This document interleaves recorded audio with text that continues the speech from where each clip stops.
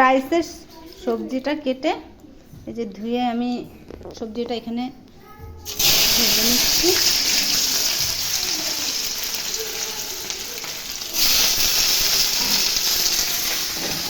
ভর্তা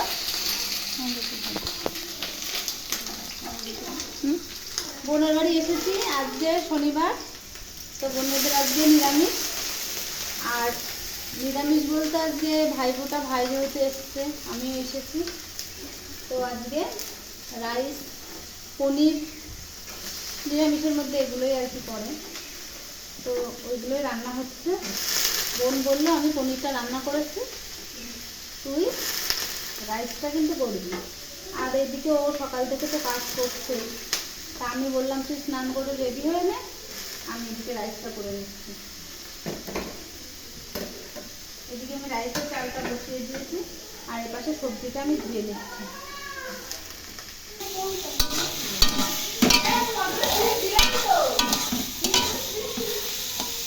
এপাশে কাজু কিশমিশটা ভিজিয়ে রেখেছি, এই যে এই ফলগুলো এখনো ভাজা হয়নি।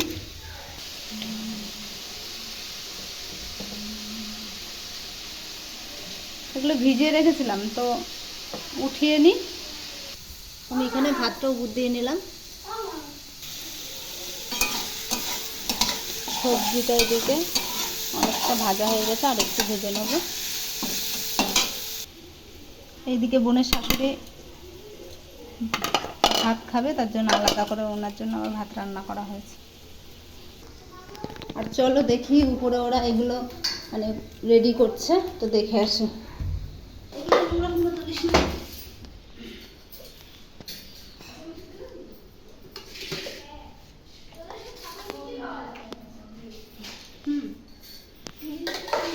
আমি এগুলোকে ছোটো পাত্রে অল্প অল্প করেও নিয়ে নিয়েছি। এবার আমি এগুলো মিশিয়ে নিই, রাইসের এই সবজিগুলো। আগে এতে চিনি ঘি দিয়ে দিয়েছি।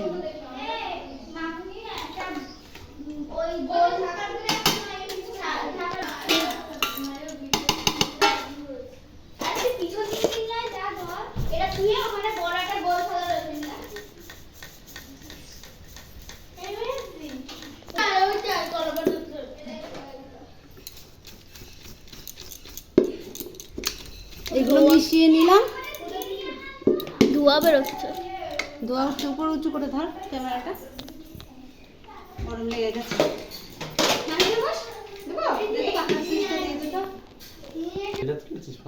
তো এখানে সবাই মানে সবকিছু রেডি করে বসে পড়েছে। এই যে আমার ভাই বসে আছে, এই যে আমার ভাইয়ের ছেলে, এই দিদি পুচকেটাকে পড়াবে, আর আমি আর আমার বোন পড়াবো ভাইকে। তো এই যে রাখিগুলো সাজিয়ে নিয়েছে, এই যে আমার বোন বসে আছে।